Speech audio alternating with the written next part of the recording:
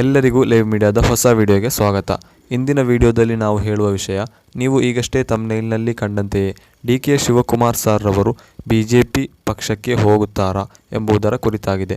ಅದಕ್ಕಿಂತ ಮುಂಚಿತವಾಗಿ ಈ ಚಾನಲನ್ನು ನೀವು ಮೊದಲನೇದಾಗಿ ಕಾಣುವುದಾದರೆ ಕೆಳಗೆ ಕಾಣುವಂತಹ ಸಬ್ಸ್ಕ್ರೈಬ್ ಬಟನ್ ಅನ್ನು ಒತ್ತಿ ಹತ್ತಿರದಲ್ಲಿರುವಂತಹ ಬೆಲ್ ಐಕನ್ ಅನ್ನು ಕೂಡ ಹೊಡೆಯಿರಿ. ಆದ್ದರಿಂದ ನಾನು ಅಪ್ಲೋಡ್ ಮಾಡುವಂತಹ ಇಂತಹ ಉಪಯುಕ್ತವಾದ ಮಾಹಿತಿಗಳು ನಿಮ್ಮ ನೋಟಿಫಿಕೇಷನ್ ಬಾರ್ಗೆ ಬಂದು ಸೇರುವುದು. ವಿಡಿಯೋಗೆ ಕಾಲಿಡೋಣ. ಪ್ರೀತಿಯ ಮಿತ್ರರೇ, ಕರ್ನಾಟಕದ ಉಪಮುಖ್ಯಮಂತ್ರಿಯಾಗಿರುವಂತಹ ಡಿ.ಕೆ. ಶಿವಕುಮಾರ್ ಸರ್ ರವರು ಇದೀಗ ಮಾಧ್ಯಮಗಳಲ್ಲಿ ಅಧಿಕವಾಗಿಯೂ ಚರ್ಚಿಸಲ್ಪಡುತ್ತಿದ್ದಾರೆ.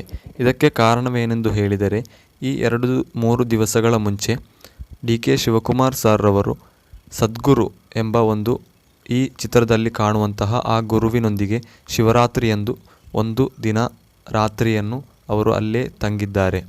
ಅದೇ ರೀತಿ ಅವರೊಂದಿಗೆ ಕೇಂದ್ರ ಗೃಹ ಮಂತ್ರಿಯಾದಂತಹ ಅಮಿತ್ ಶಾ ರವರು ಕೂಡ ಇದ್ದರು.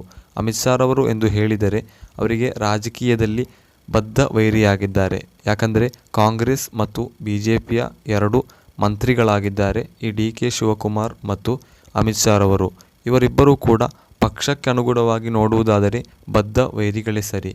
ಈ ವೈರಿಗಳು ಯಾಕೆ ಒಂದು ದಿನ ರಾತ್ರಿ ಒಂದಿಗೆ ತಂಗಿದರು ಎಂಬ ಒಂದು ಚರ್ಚೆಯಾಗಿದೆ ಇಂದು ಮಾಧ್ಯಮಗಳಲ್ಲಿ ನಡೆಯುತ್ತಿರುವುದು. ಈ ಚರ್ಚೆಗೆ ಅಧಿಕವಾಗಿಯೂ ಡಿ.ಕೆ. ಶಿವಕುಮಾರ್ ಸರ್ ರವರ ವಿರುದ್ಧವಾದಂತಹ ಕಮೆಂಟ್ಗಳು ಅಧಿಕವಾಗಿಯೂ ಇದೆ. ಇವರು ಯಾಕೆ ಅಮಿತ್ ಶಾ ರವರೊಂದಿಗೆ ಹೋದರು? ಅದೇ ರೀತಿ ಮತ್ತೊಂದು ವಶವಾಗಿ ನೋಡುವುದಾದರೆ ಮತ್ತೊಂದು ಚರ್ಚೆಯೂ ಕೂಡ ಇದೆ. ಅದು ಏನೆಂದರೆ, ಡಿ.ಕೆ. ಶಿವಕುಮಾರ್ ರವರು BJPಗೆ ಹೋಗುತ್ತಾರೆ. ಕಾಂಗ್ರೆಸ್ನಲ್ಲಿ ಅವರಿಗೆ ಸಮಾಧಾನವಿಲ್ಲ, ಕಾಂಗ್ರೆಸ್ನಲ್ಲಿ ಅವರಿಗೆ ಅಸಮಾಧಾನವಿದೆ. ಅದಕ್ಕೆ ಬೇಕಾಗಿ ಅಮಿತ್ ಶಾ ರವರೊಂದಿಗೆ ಅವರು ತಿರುಗಾಡುತ್ತಿದ್ದಾರೆ. BJPಗೆ ಸೇರುವಂತಹ ಪ್ರಯತ್ನಗಳನ್ನು ಮಾಡುತ್ತಿದ್ದಾರೆ. ಅದಕ್ಕೆ ಬೇಕಾಗಿ ಯತ್ನಿಸುತ್ತಿದ್ದಾರೆ ಎಂಬಂತಹ ಒಂದು ಚರ್ಚೆಯೂ ಕೂಡ ಇಂದು ಸೋಷಿಯಲ್ ಮೀಡಿಯಾಗಳಲ್ಲಿ ನಡೆಯುತ್ತಿದೆ. ಅದೇ ರೀತಿ ಮೋದಿ ರವರೊಂದಿಗೆ ಇರುವಂತಹ ಫೋಟೋಗಳು ಕೂಡ ಇಂದು ಯೂಟ್ಯೂಬ್ಗಳಲ್ಲಿ ವೈರಲ್ ಆಗುತ್ತಿದೆ. ಡಿ.ಕೆ. ಶಿವಕುಮಾರ್ ರವರು ಮಾಡಿದಂತಹ 2 ಕೃತ್ಯಗಳು ಏನೆಂದರೆ, 1 ತಿಂಗಳುಗಳ ಮುಂಚೆ ಅವರು ಕುಂಭಮೇಳಕ್ಕೆ ಹೋಗಿಕೊಂಡು ಅಲ್ಲಿ ಸ್ನಾನವನ್ನು ಮಾಡುತ್ತಿದ್ದಂತಹ ವಿಡಿಯೋಗಳು ನಾವೆಲ್ಲರೂ ಕೂಡ ಕಂಡವರೇ ಆಗಿದ್ದೇವೆ. ಅದೇ ರೀತಿ ಈ ಸದ್ಗುರುವಿನೊಂದಿಗೆ ಅವರು ಒಂದು ದಿನರಾತ್ರಿಯನ್ನು ಕಳೆದಂತಹ ಈ ಘಟನೆಯು ಕೂಡ ಬಹಳ ಚರ್ಚೆಗೆ ತುತ್ತಾಗುತ್ತಿದ್ದು, ಇದರ ಕುರಿತು ನನಗೆ ಹೇಳಲಿಕ್ಕಿರುವುದು 2 ವಿಷಯಗಳಾಗಿದೆ. ಈ 2 ಘಟನೆಗಳಿಗೂ ಕೂಡ 2 ಮುಖಗಳಿದೆ. ಒಂದು ಏನೆಂದು ಹೇಳುವುದಾದರೆ, ಡಿ.ಕೆ. ಶಿವಕುಮಾರ್ ರವರು ಒಂದು ಹಿಂದೂ ಆಗಿದ್ದಾರೆ. ಆ ಹಿಂದೂ ಧರ್ಮಕ್ಕನುಗುಣವಾಗಿ ನೋಡುವುದಾದರೆ ಅವರಿಗೆ ಕುಂಭಮೇಳಕ್ಕೂ ಹೋಗಬಹುದು. ಅದೇ ರೀತಿ ಈ ಶಿವರಾತ್ರಿಯಂದು ಸದ್ಗುರುವಿನೊಂದಿಗೆ ತಂಗುವುದಕ್ಕೂ ಕೂಡ ಯಾವುದೇ ರೀತಿಯ ಅಡ್ಡಿ ಇಲ್ಲ. ಅವರು ಒಂದು ಹಿಂದೂ ಧರ್ಮ ವಿಶ್ವಾಸಿಯಾಗಿದ್ದಾರೆ. ಭಾರತದಲ್ಲಿ ಯಾವ ಜಾತಿಗೂ ಯಾವ ಧರ್ಮಕ್ಕೂ ಪ್ರತ್ಯೇಕವಾದ ಪರಿಗಣನೆ ಇಲ್ಲ. ಯಾರಿಗೆ ಯಾವ ಧರ್ಮವನ್ನು ಸ್ವೀಕರಿಸಬಹುದು, ಅದು ಭಾರತದ ಸಂವಿಧಾನದಲ್ಲಿ ಇರುವುದಾಗಿದೆ.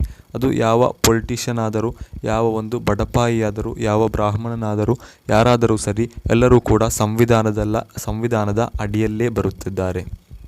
ಆದ್ದರಿಂದ ಡಿ.ಕೆ. ಶಿವಕುಮಾರ್ ರವರಿಗೆ ಅವರ ಧರ್ಮಕ್ಕನುಗುಣವಾಗಿ ಅವರು ಪ್ರಯಾಗ್ರಾಜ್ನಲ್ಲಿ ಕುಂಭಮೇಳಕ್ಕೂ ಹೋಗಬಹುದು, ಅಲ್ಲಿ ಸ್ನಾನ ಮಾಡಬಹುದು, ಅವರಿಗೆ ಏನು ಬೇಕಾದರೂ ಮಾಡಬಹುದು.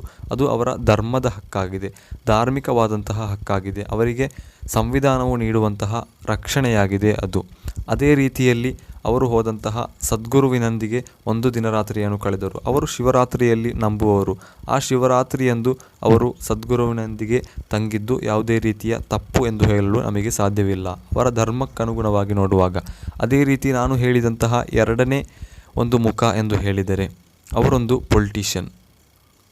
2 ರೀತಿಯಲ್ಲಿ ಚರ್ಚೆಗಳಾಗುತ್ತಿದೆ. 2ನೇ ಚರ್ಚೆಯನ್ನಾಗಿದೆ ನಾನು ಹೇಳುತ್ತಿರುವುದು.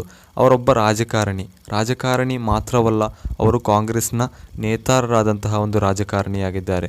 ಕರ್ನಾಟಕದಲ್ಲಿ ಅತ್ಯುನ್ನತ ನಾಯಕರಾದಂತಹ ಸಿದ್ದರಾಮಯ್ಯ ಹಾಗೂ ಡಿ.ಕೆ. ಶಿವಕುಮಾರ್ ಸರ್ ರವರು ಈ 2 ಜನರಾಗಿದ್ದಾರೆ ಕಾಂಗ್ರೆಸ್ನ ಪ್ರಮುಖ ನೇತಾರರು, 2 ತಲೆಗಳು ಎಂದು ಹೇಳಬಹುದು. ಈ ಬಾರಿ 2024 ಕಾಂಗ್ರೆಸ್ಸನ್ನು ಅಧಿಕಾರಕ್ಕೆ ತಂದದರಲ್ಲಿ ಅಧಿಕವಾಗಿಯೂ ಪಾಲು ಇರುವಂತಹ ಒಂದು ಉನ್ನತ ನಾಯಕನಾಗಿದ್ದಾರೆ ಈ ಡಿ.ಕೆ. ಶಿವಕುಮಾರ್ ಸರ್ ರವರು. ಈ ಡಿ.ಕೆ. ಶಿವಕುಮಾರ್ ರವರು ಈ ರೀತಿ ಖರ್ಗೆಯವರು ಪ್ರಯಾಗ್ರಾಜ್ಗೆ ಅಥವಾ ಕುಂಭಮೇಳಕ್ಕೆ ಹೋಗಬಾರದು, ಅದಕ್ಕೆ ಬದ್ಧವಾಗಿ ಅವರು ವಿರೋಧಿಸಿದ ಸಂದರ್ಭದಲ್ಲಿ ಡಿ ಕೆ ಶಿವಕುಮಾರ್ ಸಾರ್ರವರು ಹೋಗುವಾಗ ಅದು ಅವರ ಪಾರ್ಟಿಗೆ ವಿರುದ್ಧವಾಗುತ್ತದೆ. ಅವರು ಖರ್ಗೆರವರು ಕಾಂಗ್ರೆಸ್ನ ಹೈಕಮಾಂಡ್ ಆಗಿದ್ದಾರೆ. ಹೈಕಮಾಂಡ್ನ ತೀರ್ಮಾನದ ಮೇರೆಗೆ ಸಾಧಾರಣ MLAಗಳು ಮತ್ತು MP ಗಳು ಅವರ ತೀರ್ಮಾನದ ಮೇರೆಗೆ ಅನುಸರಿಸಬೇಕು. ಅವರು ಹೇಳುವಂತೆ ನಿರ್ಧಾರಗಳನ್ನು ಕೈಗೊಳ್ಳಬೇಕು ಎಂಬುದು ಪಾರ್ಟಿಯ ಅಥವಾ ಪಕ್ಷದ ಒಂದು ನಿಯಮವಾಗಿದೆ. ಅವರು ಹೇಳಿದ ಸಂದರ್ಭದಲ್ಲಿ ಹೋಗುವುದು ಎಂದು ಹೇಳುವಾಗ ಅದು ಹೈಕಮಾಂಡ್ನ ವಿರುದ್ಧವಾಗಿರುವ ಧಿಕ್ಕಾರವಾಗಿದೆ ಎಂದು ಕೂಡ ಹೇಳಬಹುದು. ಇಂತಹ ರೀತಿಯಲ್ಲೂ ಕೂಡ ಚರ್ಚೆಗಳು ನಡೆಯುತ್ತಿದೆ. ಇನ್ನು ಡಿ ಕೆ ಶಿವಕುಮಾರ್ ರವರು BJPಗೆ ಸೇರುವುದು ಎಂಬ ಒಂದು ಚರ್ಚೆಯು ಬಹಳ ಸುಳ್ಳಾದಂತಹ ಒಂದು ಚರ್ಚೆಯಾಗಿದೆ. ಇಂದು ಸೋಷಿಯಲ್ ಮೀಡಿಯಾಗಳಲ್ಲಿ ಅಧಿಕವಾಗಿಯೂ ಅವರು BJPಗೆ ಸೇರುತ್ತಾರೆ ಎಂಬಂತಹ ಒಂದು ವಿವಾದವು ಎಬ್ಬುತ್ತಿದೆ. ಅದಕ್ಕೆ ಬೇಕಾಗಿ ಹೇಳಿರುವಂತಹ ಹಲವಾರು ಹೇಳಿಕೆಗಳಿದೆ. BJPಯ ಕರ್ನಾಟಕದ ನಾಯಕರು, ಉನ್ನತ ನಾಯಕರು ಹೇಳಿಕೆಗಳನ್ನು ನೀಡಿದ್ದಾರೆ. ಡಿ ಕೆ ಶಿವಕುಮಾರ್ ರವರು ಕಾಂಗ್ರೆಸ್ಗೆ ಸೇರುವ ಯಾವುದೇ ರೀತಿಯ ಚರ್ಚೆಗಳು ನಮ್ಮಲ್ಲಿ ನಡೆದಿಲ್ಲ, ಅವರು BJPಗೆ ಬರುವುದಿಲ್ಲ ಎಂದೇ BJPಯ ಉನ್ನತ ನಾಯಕರು, ಕರ್ನಾಟಕದ ಉನ್ನತ ನಾಯಕರು ಹೇಳಿಕೆಗಳನ್ನು ನೀಡಿದ್ದಾರೆ.